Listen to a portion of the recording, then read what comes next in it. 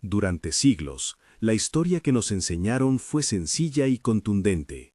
Las grandes pirámides y la Esfinge de Giza son el producto de los faraones del Imperio Antiguo, arquitectos de la Edad del Bronce que erigieron esas piedras como tumbas y monumentos dinásticos. Pero cuando uno se acerca a las rocas con herramientas de la geología, la arqueoastronomía y la paleoecología en la mano, empiezan a aparecer grietas en esa narrativa. Las paredes de la Esfinge parecen llevar la huella de lluvias intensas. Los núcleos de sedimento del Sahara hablan de ríos y lagos donde hoy hay arena, y ciertas correlaciones entre la disposición de las pirámides y posiciones estelares inviten a pensar en marcadores sobreculturales más antiguos de lo que aceptamos. ¿Estamos frente a la evidencia de constructores originales de Giza anteriores al surgimiento del Estado faraónico o ante una acumulación de interpretaciones arriesgadas? Esa es la pregunta que guía esta investigación. El primer problema que debemos enfrentar es geográfico y climático. El desierto no siempre fue desierto. La cuenca que hoy llamamos Sahara fue en distintas épocas del pasado un paisaje de sabanas, lagos y cursos de agua. Los análisis de polen, los restos de fauna y la propia iconografía rupestre del norte de África documentan episodios en que el Sahara albergó humanos, rebaños y ecosistemas exuberantes. Estas condiciones se han vinculado a lo que los científicos denominan el período húmedo africano, una fase donde la insolación estival y cambios en la circulación atmosférica ampliaron la zona de monzones hacia el norte. Las dataciones por radiocarbono y por estratigrafía sitúan una parte importante de esa fase entre aproximadamente 12.000 y 8.000 años antes de Cristo, con variaciones regionales y pulsos húmedos intercalados por fases más secas. Los registros no son una mera imagen pintada por capricho, vienen de testigos físicos. Los núcleos extraídos en cuencas paleolagunares, por ejemplo, contienen láminas de sedimento con polen que permiten reconstruir la vegetación. Sedimentos lacustres en lugares como los antiguos valles del Sahel muestran episodios de mayor pluviosidad, e incluso se han identificado bahías y terrazas fluviales que denotan cuando el agua moldeó un relieve hoy enterrado por dunas. En el entorno de Napta Playa, en el desierto occidental de Egipto, aparecen asentamientos y estructuras megalíticas asociados a una comunidad que practicaba rituales desde varios milenios antes del surgimiento de las grandes dinastías. Estos indicios obligan a desplazar la idea de un desierto siempre árido hacia una visión de paisajes cambiantes donde sociedades humanas aprendieron a adaptarse a ritmos climáticos profundos. Ese registro ambiental no es inocuo para la historia de Giza. Sí hubo episodios de lluvia sostenida y cursos de agua en los milenios que precedieron a la Edad del Bronce, entonces los procesos que afectan la roca caliza de la meseta de Giza pudieron operar en condiciones muy distintas a las actuales. Eso nos lleva al caso que más ha encendido debates: la Esfinge. Al mirar la base de la Esfinge y los muros del recinto que la rodea, algunos geólogos han señalado patrones de erosión que no encajan fácilmente con la erosión eólica típica del desierto. En lugar de las formas escalonadas y las superficies pulidas por arena transportada por el viento, se observan surcos verticales y ondulaciones que, según ciertas interpretaciones, resultan más coherentes con precipitación prolongada o con escorrentía superficial. Es un argumento de tipo morfológico. La lluvia que impacta repetidamente sobre calizas blandas tiende a crear surcos y canales que descienden por gravedad. El viento, por su parte, erosiona de manera más uniforme y horizontal, dejando rasgos diferentes. Sobre esta base, algunos investigadores sostienen que partes del recinto de la Esfinge muestran un patrón de desgaste que requiere condiciones de precipitaciones considerables sostenidas en el tiempo, lo que desplaza su posible formación hacia periodos mucho más antiguos que la cronología egiptológica convencional. Entre los nombres que se han hecho oír en este debate figura Robert Schoch, mencionado en algunos textos previos erróneamente como Robert Schoch. Schock, geólogo por formación, ha defendido la idea de que ciertos rasgos del recinto son coherentes con una antigüedad mayor y ha señalado que la cuantía y el patrón de la erosión sugieren exposiciones repetidas a agua pluvial intensa. Su argumento no se limita a la observación visual. Propone que la estratigrafía de las superficies, la textura de la caliza y la comparación con otros registros climáticos deben ser considerados en conjunto. Frente a ello, la arqueología egiptológica ha respondido con explicaciones alternativas, desde la posibilidad de que la erosión vertical haya sido causada por infiltraciones de agua subterránea o por episodios de inundación relacionados con el Nilo, hasta la interpretación de que la parte inferior de la esfinge estuvo enterrada por largos periodos y que los procesos químicos de wicking, capilaridad y disolución pueden producir rasgos superficiales semejantes. Es en esta tensión entre interpretaciones donde se vuelven indispensables los métodos. La geología demanda comparar morfologías con escenarios procesales observables, aplicar dataciones de materiales asociados y contrastar con registros paleoambientales independientes. No siempre es posible obtener dataciones directas de la roca tallada. Lo que sí se puede datar son depósitos adheridos, rellenos estratificados o materiales superpuestos que aportan marcos cronológicos indirectos. Por ejemplo, si una capa de sedimento que cubrió la base de la esfinge puede fecharse por radiocarbono y situarse varios milenios antes de la dinastía cuarta, eso cambia la ecuación. Sin embargo, la ausencia de soportes datables directamente adheridos a la propia escultura introduce incertidumbre. La roca se desgasta, se recubre, se excava y se vuelve a recubrir sin dejar una cadena de evidencia simple y lineal. Los procesos humanos, recarbado, reparación, reutilización, suman complejidad. Cuando analizamos la talla misma, surge otra interrogante: la relación entre la cabeza y el cuerpo de la esfinge. La cabeza aparece a muchos ojos desproporcionada respecto al cuerpo, más pequeña, más refinada en ciertos detalles y menos erosionada en algunas zonas.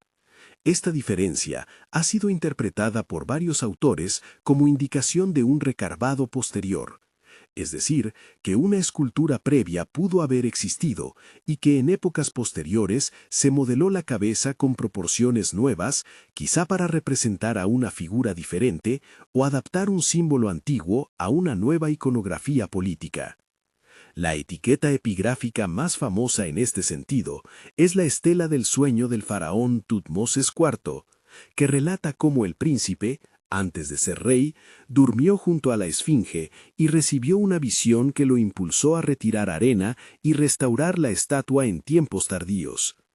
Ese relato, además de ser una pieza histórica, sugiere que la esfinge había conocido momentos de entierro parcial y reemergencia, procesos que complican la lectura geomorfológica aislada. No obstante, las objeciones a la hipótesis de erosión por lluvias son serias y con base técnica. Los críticos recuerdan que el registro arqueológico alrededor de la esfinge no muestra capas estratigráficas claramente fechables que indiquen una exposición masiva a precipitaciones en una fase anterior a la Edad del Bronce.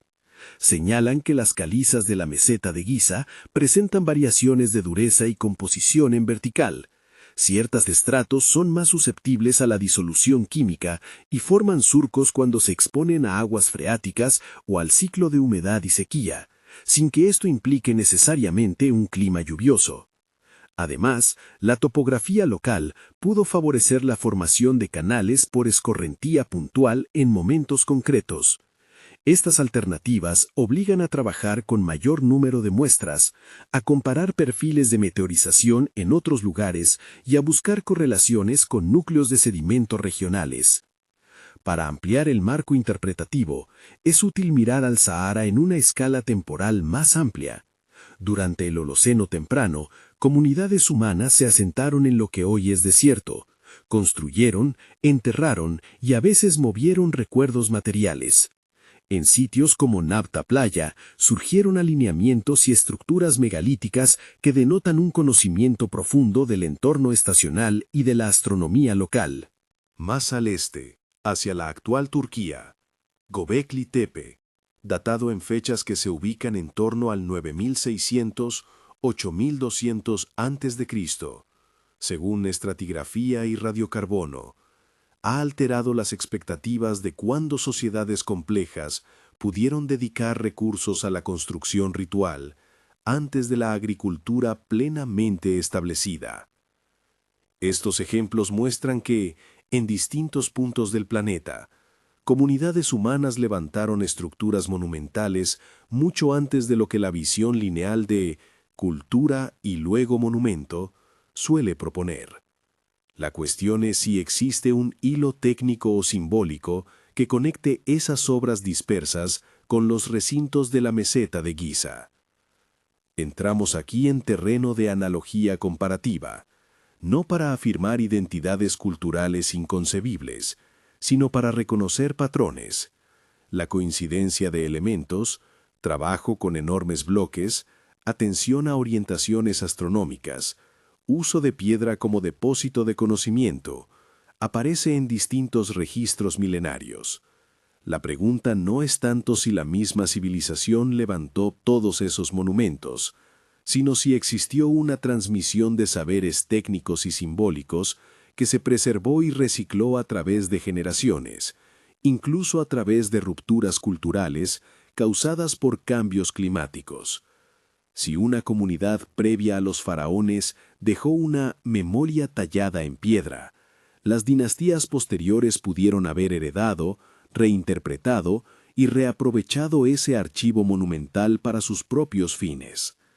El paisaje de pruebas y contraargumentos se complica ainda más cuando sumamos la evidencia de cambios climáticos abruptos. El episodio conocido como Younger Dryas, un retroceso climático que volvió a condiciones frías y secas durante unos cientos de años, alteró ecosistemas y rutas de subsistencia en todo el hemisferio norte. Los núcleos de hielo, los sedimentos lacustres y la distribución de macrofósiles indican que entre aproximadamente 12.900 y 11.700 años antes del presente, hubo un pulso de enfriamiento abrupto. En términos de calendario, eso se traduce en fechas en torno a 10.900 y 9.700 a.C., con gradientes regionales. Para las poblaciones humanas, un cambio así habría significado pérdida de recursos, migraciones y una fuerte presión para reconstruir modos de vida. Algunos investigadores han propuesto que ciertas tradiciones arquitectónicas y rituales podrían ser respuestas de memoria cultural a esas crisis, construcciones concebidas no solo como tumbas o templos, sino como depósitos intencionales de información resistente al tiempo y a la catástrofe. Dentro de esta narrativa, se han apuntado proxies geológicos que podrían haber marcado un impacto climático o incluso de origen extraterrestre al inicio del Younger Dryas, capas de black matte en sedimentos, concentraciones anómalas de elementos del grupo del platino y presencia de nanodiamantes y esférulas magnéticas en sedimentos. Estas señales, encontradas en distintos sitios, han sido interpretadas por algunos como indicios de un evento de impacto o de explosiones aéreas que tendrían la capacidad de generar cambios climáticos abruptos. Sin embargo, la interpretación de esos proxies no es unívoca. Muchos de los materiales pueden formarse por procesos terrestres, y hay debates intensos sobre la reproducibilidad y la distribución de los hallazgos. Aquí la cautela científica es esencial. Una asociación estadística entre un pico de metales y un episodio frío no prueba causalidad sin un mecanismo físicamente plausible y reproducible en distintos registros. Volvamos a Giza.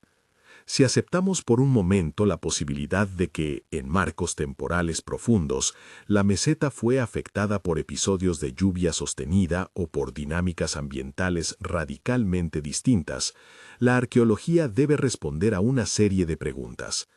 ¿Por qué no encontramos más contextos arqueológicos asociados a una supuesta tradición megalítica predinástica en la meseta?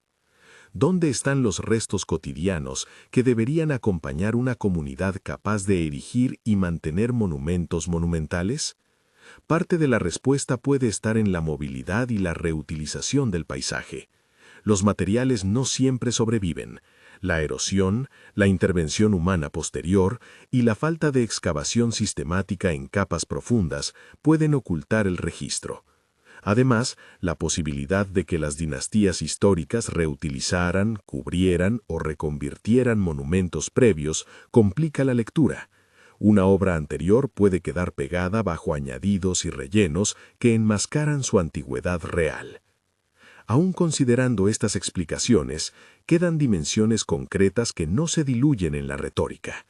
La orientación precisa de ciertos elementos de la meseta, la uniformidad de los bloques, la técnica de nivelación empleada en la Gran Pirámide y la ausencia relativamente notoria de elementos funerarios internos que esperaríamos en una tumba real compleja. Pero estamos adelantando pasos que requieren su propio cuerpo de evidencia: mediciones de error en la orientación, análisis mineralógicos de los muros, estudios acústicos de las cámaras internas y la comparación entre presencia y ausencia de inscripción con tumbas contemporáneas. En este punto del relato conviene detenerse y tomar nota de la forma en que la evidencia se arma. Hay medidas objetivas, por ejemplo, orientaciones, tolerancias en la nivelación, dataciones por radiocarbono de materiales. Y hay interpretaciones, más frágiles, que buscan enlazar esos datos en historiales coherentes. La orientación a norte verdadero, medible en grados y minutos de arco, es un dato.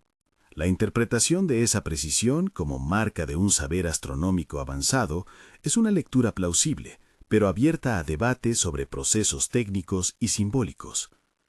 La erosión vertical de la esfinge es una observación. Identificar en ella el sello de lluvias de hace más de 7.000 años es una hipótesis que necesita más corroboración estratigráfica y paleoambiental. Si algo queda claro al examinar Giza desde estas múltiples disciplinas, es que no existe una respuesta simple. La piedra habla, pero lo hace en dialectos distintos: uno geomorfológico, otro arqueológico, otro astronómico. Cada disciplina traduce a su manera, y las traducciones no siempre coinciden. Por eso la pregunta sobre constructores originales no es puramente arqueológica. Es una interrogación que atraviesa la geología del paisaje, la ecología del pasado, la astronomía de largo plazo y la historia cultural de la región. Y, sin embargo, en medio de la prudencia, surge una intuición inevitable. Si alguien, en algún momento remoto, decidió tallar en piedra conocimiento que sobreviviera a estaciones, al hambre y a la memoria perdida, ese acto tiene una lógica, la lógica de un mundo que sabe que puede cambiar de forma brutal. Monumentos grandes, orientados, medidos con precisión y hechos en materiales durables aparecen donde hubo necesidad de fijar un mensaje más allá de la duración de una comunidad. ¿Acaso la Gran Pirámide y la Esfinge no podrían pertenecer en parte a esa tradición de memoria intencional? Antes de explorar lo que la astronomía podría decir sobre esa memoria, cómo la precesión y la disposición de Orión se convierten en un posible timestamp de la piedra, es menester cerrar el capítulo que nos ocupa con una nota pragmática. Las interpretaciones que sugieren una antigüedad mayor para ciertos rasgos de Giza no han logrado aún la prueba directa e insoslayable que transforme la hipótesis en consenso. La geología ofrece indicios y modelos. La arqueología exige contextos. La paleoecología coloca el paisaje en un teatro viable.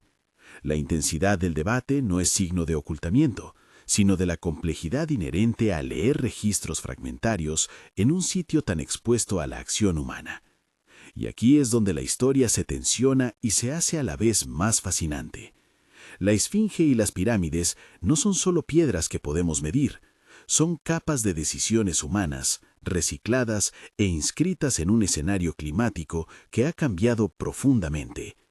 Al entrelazar sedimentos, relatos egipcios posteriores, como la estela de Tutmosis IV, mediciones morfológicas y las señales de cambio climático del final del Pleistoceno, surge un panorama que exige más que un esqueleto de datos.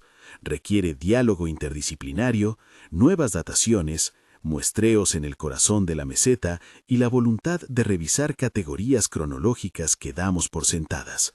Si las piedras de Giza contienen un mensaje, entonces descifrarlo implica no solo mirar hacia abajo, a la estratigrafía, sino también levantar la vista hacia el cielo.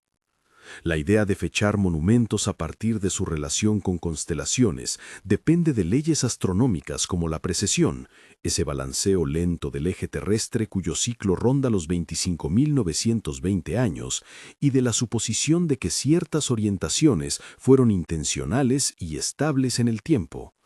Comprender cómo la Tierra se mueve como un trompo y cómo cambia la posición aparente de las estrellas sobre milenios será crucial para evaluar si la disposición de las 3 pirámides, por ejemplo, funciona como una marca cronológica. Pero esa discusión astronómica es técnica y requiere un bloque de evidencias propio. Medidas de orientación precisas, modelos de precesión, reconstrucciones del horizonte antiguo y la cautela de no confundir correlación con causalidad. Antes de abordar esas cuestiones estelares y la asombrosa precisión matemática de la Gran Pirámide, conviene advertir que los debates que hemos trazado hasta aquí no son mera erudición de gabinete, tienen implicaciones sobre cómo concebimos la continuidad cultural, la transmisión del saber y la fragilidad de las sociedades ante crisis climáticas catastróficas.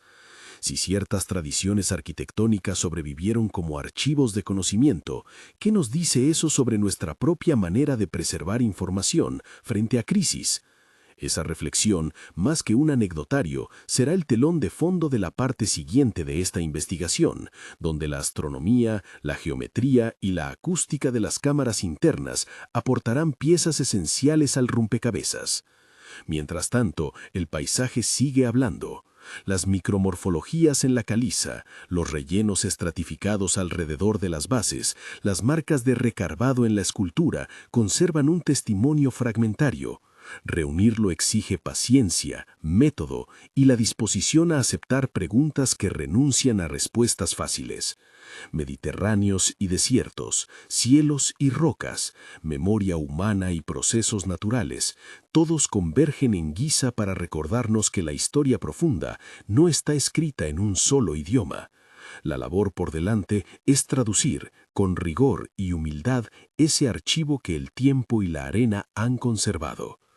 Si te interesa este viaje entre roca y cielo, quédate. Lo que sigue profundiza en los argumentos técnicos y en las preguntas que todavía no hemos resuelto. La astronomía antigua ofrece tanto una brújula como una trampa. Por un lado, las posiciones de las estrellas y el lento movimiento del eje terrestre permiten reconstruir cómo se veía el cielo en épocas muy remotas. Por otro, cualquier reconstrucción depende de supuestos sobre intencionalidad, horizonte reconstruido y estabilidad de las referencias que deben ponerse a prueba. Para entender por qué algunos autores proponen una fecha en torno a 10.500 a.C. Para un timestamp implícito en Giza, conviene explicar, con lenguaje sencillo, la física detrás de esa propuesta. La Tierra describe un bamboleo lento. Su eje no apunta siempre hacia la misma estrella, sino que describe un círculo completo en un periodo aproximado de 25.920 años. La metáfora del trompo es útil. Cuando el trompo gira, la punta, tan estable en su rotación rápida, tiene un movimiento lento y regular. Así ocurre con nuestro eje. Ese movimiento, llamado precesión, modifica gradualmente la altura y la acimut aparente de las estrellas en las fechas de los equinoccios y solsticios. Para cualquiera que observe el cielo en una latitud determinada, la constelación que se eleva en el este en un equinoccio no será la misma milenios antes o después. De ese cambio gradual se deriva la posibilidad de fechar, en términos relativos, una orientación arqueológica si existe una hipótesis bien formulada sobre qué relación entre horizonte y astro era intencional. Los modelos computacionales que reproducen el cielo antiguo, programas de planetario y paquetes de astronomía como Stellarium o software científico que implementa efemérides estelares, permiten simular la posición de Orión en 10.500 a.C. y comparar la geometría resultante con la planta del complejo de Giza. Tales simulaciones muestran que, con ciertas suposiciones, existe una compatibilidad plausible entre ambas disposiciones, pero también indican márgenes de error aceptables y la necesidad de precisar la referencia. ¿Qué horizonte emplearon los constructores? ¿La cota del Nilo, una referencia local dentro de la meseta o un punto simbólico más lejano? Pequeñas variaciones en la elección de ese eje de referencia introducen diferencias apreciables en la fecha. Además, la precisión no es la única variable. La oblicuidad de la eclíptica, la propiedad motion de las estrellas, aunque menor en escalas de 10.000 años para estas estrellas, y la necesidad de conocer el horizonte astronómico original, barreras que hoy están enterradas o modificadas, condicionan la certeza de las reconstrucciones. Junto a la hipótesis de Orión se coloca otra imagen, la esfinge orientada hacia Leo en un equinoccio, que, simétricamente, podría atender a un simbolismo zodiacal o a una conexión entre cielo y monumento. Nuevamente, esta propuesta funciona como una sugerencia interpretativa potente. La esfinge vuelve la cara hacia el este y en un cielo precesional anterior podría haber observado la constelación de Leo en una posición relevante durante un equinoccio. Pero, como en el caso de las pirámides, convertir esa observación en datación exige no solo la coincidencia de un patrón, sino un argumento para la intencionalidad de esa relación, más evidencias contextuales y un margen de error explícito. Mientras la astronomía plantea fechas posibles y escenarios simbólicos, la ingeniería material de la Gran Pirámide aporta otro conjunto de datos sólidos y medibles.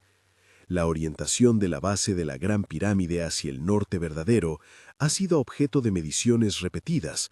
La desviación respecto del norte astronómico es extremadamente pequeña, del orden de solo unos pocos minutos de arco en los mejores estudios, lo que demuestra un control técnico sobre la dirección cardinal que resulta sorprendente para cualquier época.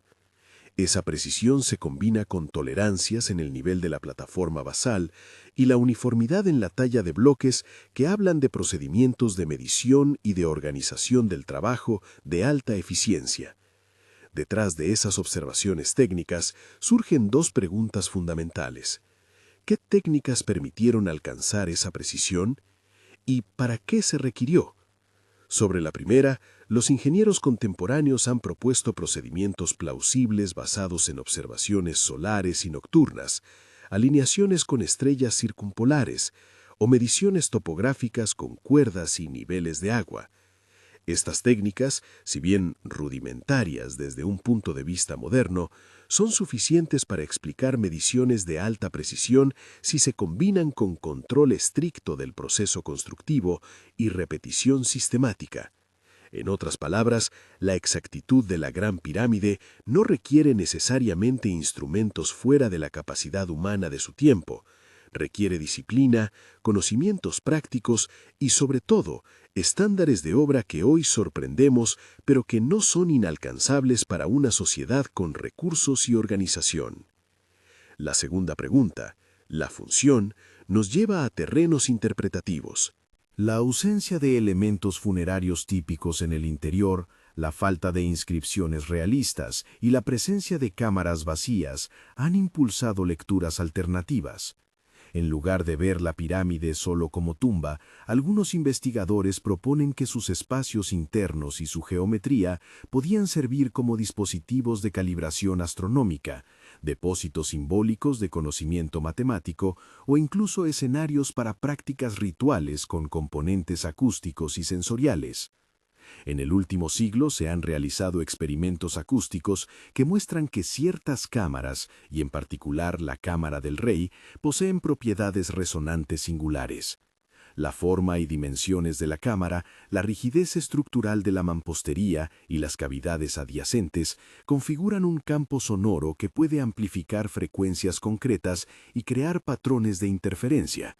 Aunque la interpretación funcional, que esas resonancias tuvieran un propósito ritual o informativo, es conjetural, lo cierto es que las propiedades físicas están ahí y son medibles. Si las piedras contienen patrones de sonido además de patrones geométricos, la unión de ambas señales es sugestiva, un monumento que no solo apunta al cielo, sino que también genera experiencia sensorial en su interior, podría haber servido como un archivo vivo de prácticas comunitarias y conocimientos codificados. Es importante ser explícitos. De la presencia de una resonancia no se deduce el contenido ritual ni la intención. Solo se puede señalar que existe la posibilidad de uso acústico y que esa posibilidad merece estudio programado con métodos reproducibles. Llegados a este punto, conviene ampliar la mirada hacia otros lugares del planeta donde encontramos recetas similares, sin asumir una única procedencia cultural, y explorar qué patrones emergen. Göbekli Tepe, en la actual Turquía, constituye un caso paradigmático. Fechado por radiocarbono entre aproximadamente 9600 y 8200 a.C., presenta monumentos de piedra tallada, pilares con iconografía compleja y una escala de esfuerzo colectivo sorprendente para sociedades que, en teoría, aún no habían desarrollado economías agrícolas plenamente sedentarias. Nabta Playa, en el Sahara Occidental, muestra alineamientos megalíticos y evidencia de actividades rituales asociadas a comunidades neolíticas que vivieron en un ambiente mucho más húmedo durante el Holoceno temprano. En América del Sur, Sacsayhuamán exhibe trabajos de cantería con encajes de alta precisión, mientras que en el Mediterráneo y Levante, sitios como Baalbek conservan bases monumentales masivas, cuya cronología y continuidad constructiva han sido objeto de debate. Más polémicos son los casos de estructuras sumergidas como Yonaguni, donde la línea entre rasgos naturales y trabajo humano ha generado un intenso debate. En todos estos ejemplos comparten rasgos: bloques de gran tamaño, una preocupación por la orientación y el paisaje, y en ocasiones una atención estética y técnica que supera lo utilitario. Este repertorio global crea una red de analogías que no prueba una identidad de pueblo o tecnología, pero sí sugiere algo menos trivial: la recurrencia de una respuesta humana ante ciertos desafíos. Cuando el clima cambia, cuando comunidades enteras quedan expuestas a escasez y migraciones, una estrategia posible es crear anclas materiales, estructuras en piedra, alineamientos, artefactos duraderos para transmitir información, reconstituir memoria y orientar prácticas futuras. En el lenguaje de los antropólogos, esas estructuras pueden funcionar como memoria externa.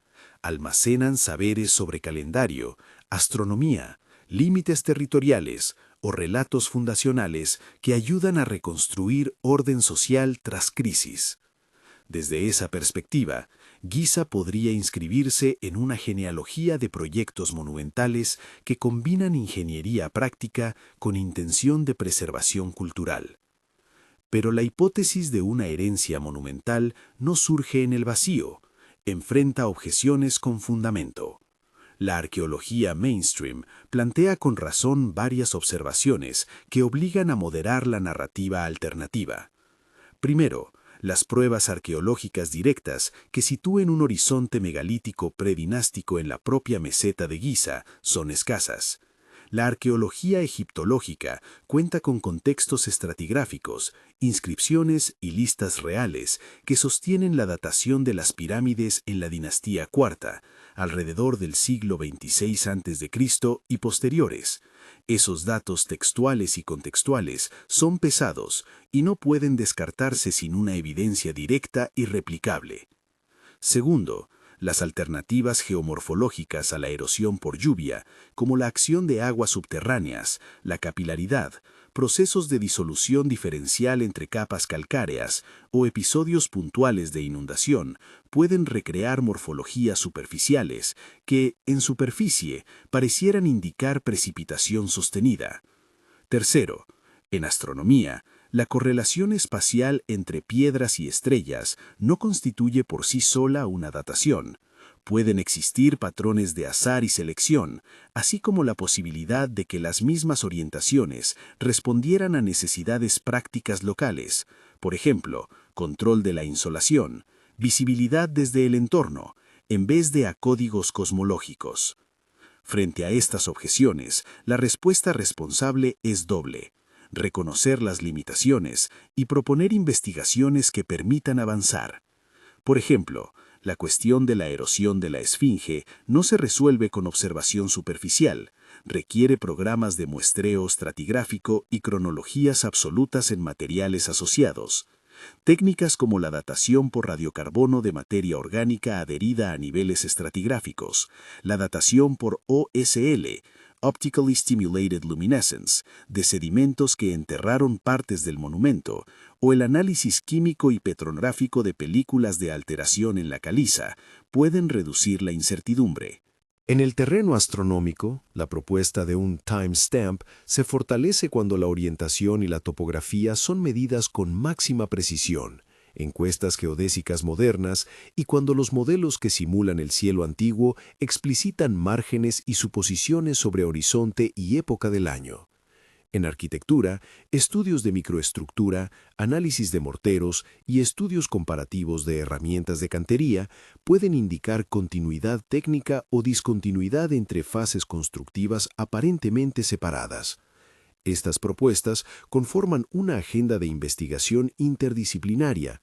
Geólogos, arqueólogos, astrónomos, ingenieros estructurales y especialistas en acústica deben trabajar con protocolos preestablecidos, muestras replicables y transparencia metodológica. En el debate público han surgido críticas fuertes hacia los defensores de hipótesis alternativas. En primer lugar, hay acusaciones legítimas de sesgo de confirmación o de extrapolación a partir de datos parciales, seleccionar los rasgos que encajan con la tesis y omitir aquellos que la contradicen. En segundo lugar, algunos argumentos han presentado modelos que no explican por completo los procesos humanos, cómo se habría organizado la logística de una construcción megalítica en una sociedad que supuestamente no contaba con ciertas tecnologías, o han comparado rasgos técnicos sin considerar variaciones locales en recursos y tradiciones. Los defensores serios de la hipótesis de herencias monumentales han respondido matizando sus afirmaciones, aportando listados de pruebas testables y enfatizando la necesidad de más dataciones y perforaciones controladas. Es crucial en este punto corregir errores menores pero significativos para la claridad académica. Por ejemplo, Robert Schoch, cuyo análisis geológico de la esfinge ha sido central en el debate, fue citado en algunas transcripciones previas con el nombre erróneo de Robert Schoch. Es importante referirse correctamente a Schoch y considerar tanto su trabajo como las réplicas y críticas que ha recibido de geomorfólogos y arqueólogos. De modo similar, la propuesta de correlación Orión-Giza fue popularizada por Robert Bauval. Sus hipótesis han estimulado investigaciones y también críticas metodológicas. Señalar nombres con exactitud y ubicar las controversias ayuda a que la discusión sea más fértil. ¿Qué evidencia faltaría para inclinar la balanza hacia la hipótesis de constructores originales antes del surgimiento del Estado faraónico? Podemos plantearlo en términos operativos. Hallazgos in situ y fechados que muestren actividad monumental o ritual en la meseta y sus inmediaciones en milenios anteriores a la dinastía IV. Estratigrafía continua y fechable que demuestre episodios de enterramiento y reexposición de bloques. Muestras de materia orgánica datadas firmemente en capas adheridas a superficies de escultura. Análisis de patrones de tool marks que indiquen fases de recarbado con cronologías distintas. Dataciones de depósitos de colmatación mediante OSL que establezcan momentos de exposición y cobertura. La acumulación de ese tipo de evidencia, reproducible por equipos independientes, marcaría un avance decisivo. Hasta entonces, la hipótesis se mantiene plausible, pero no probada. Más allá de la discusión técnica, existe una dimensión interpretativa que merece ser explicitada con honestidad intelectual. Si aceptamos, aún provisionalmente, que Giza incorpora elementos heredados de una tradición anterior, entonces la historia del lugar pasa de ser una genealogía lineal de faraones a ser un palimpsesto, capas de intervención humana que reutilizan, reinterpretan y a veces disfrazan logros anteriores. Los primeros constructores podrían haber fijado un conjunto de principios, orientación cardinal, uso de piedra como memoria, catalogación de frecuencias y proporciones matemáticas, luego fueron reapropiados por élites posteriores, tal como sucede en muchos contextos históricos donde un símbolo antiguo se resignifica en una nueva hegemonía política. Esa lectura no desvaloriza las realizaciones del Imperio Antiguo, por el contrario, las inserta en una cadena de transmisión técnica que puede extenderse mucho más atrás en el tiempo de lo que habitualmente asumimos. Llegado a este punto, conviene proponer un programa de trabajo concreto. Para avanzar desde hipótesis a conclusiones respaldadas, se necesitan campañas coordinadas que combinen dataciones escalonadas, radiocarbono, OSL, estudios geomorfológicos comparativos en áreas de la meseta y fuera de ella, análisis petrográficos de rings de meteorización, utilización de técnicas no destructivas, GPR, resistividad, microgravimetría para detectar rellenos antiguos y experimentos de arqueoacústica reproducibles. Además, la ciencia moderna ofrece herramientas de modelado que pueden estimar probabilidades de coincidencia en alineamientos astronómicos y evaluar qué grados de libertad interpretativos existen en la correlación entre piedras y estrellas. Todo esto requiere financiamiento, permisos y voluntad institucional para abrir áreas de investigación que hasta ahora han sido sensibles por motivos culturales y políticos. La conjunción de evidencia geológica, astronómica y arquitectónica que hemos repasado no obliga a una única lectura, pero sí obliga a la humildad. Las piedras de Giza, como cualquier archivo físico, hablan en un idioma fragmentario. A ratos dan datos medibles, en otros refugian interpretaciones arriesgadas. La fuerza de una hipótesis no proviene de su belleza narrativa, sino de su capacidad de generar predicciones verificables. Si postulamos que existe una tradición anterior, debemos ser capaces de señalar lugares donde esa hipótesis podría fracasar y simultáneamente indicar qué hallazgos la validarían de manera fuerte. Ante la posibilidad inquietante de que monumentos puedan contener conocimientos deliberadamente preservados, la moraleja es doble. Por un lado, la idea de memoria intencional nos recuerda la inteligencia de comunidades que, enfrentadas a cambios severos, diseñaron estrategias de continuidad cultural. Por otro, nos interpela acerca de nuestra propia capacidad de preservar saberes frente a riesgos climáticos y sociales. Si un patrimonio de piedra ha sobrevivido milenios, pero puede perder su contexto por erosión, saqueo o simple olvido, ¿qué estamos haciendo hoy para sostener información crítica en formas que superen ciclos de desastre? Casi al cerrar, conviene volver a lo que está al alcance inmediato. Más muestreo, más transparencia metodológica y más diálogo entre disciplinas. La pregunta sobre los constructores originales de Giza no puede resolverse con una sola disciplina, ni con afirmaciones tajantes. Necesitamos equipos que compartan datos, que sometan hipótesis a pruebas diseñadas de antemano y que publiquen resultados con posibilidad de replicación. Solo así las piedras dejarán de ser oráculos ambiguos y pasarán a ser archivos sujetos a interpretación científica rigurosa. Para el espectador crítico que busca profundizar, aquí van algunas lecturas y puntos de partida que aparecen citados con frecuencia en estas discusiones.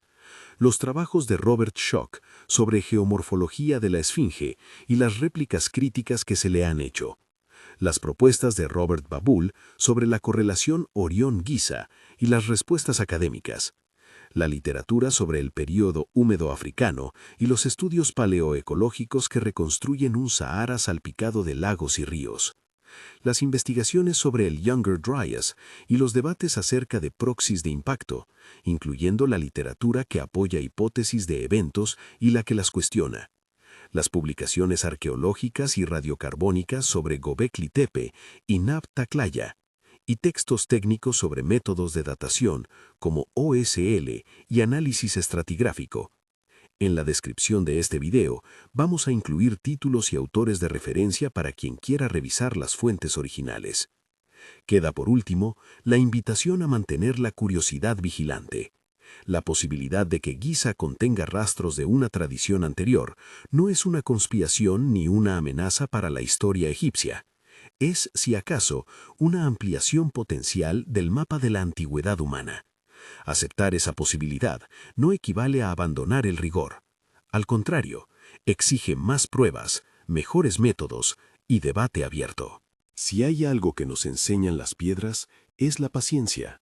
Los monumentos pueden sobrevivir a culturas enteras, pero su pleno significado solo se revela cuando múltiples disciplinas, con humildad y criterios replicables, leen el archivo conjunto. Si este tema te provoca preguntas, comparte tu opinión en los comentarios.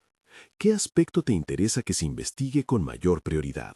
¿La cronología geológica, las reconstrucciones astronómicas o los estudios arquitectónicos y acústicos? Y antes de irte, si te interesa que sigamos explorando estas intersecciones entre ciencia e historia, suscríbete al canal y revisa la descripción para encontrar las referencias y lecturas sugeridas que mencioné. La discusión continúa y la invitación es a participar con datos, críticas fundamentadas y preguntas bien formuladas.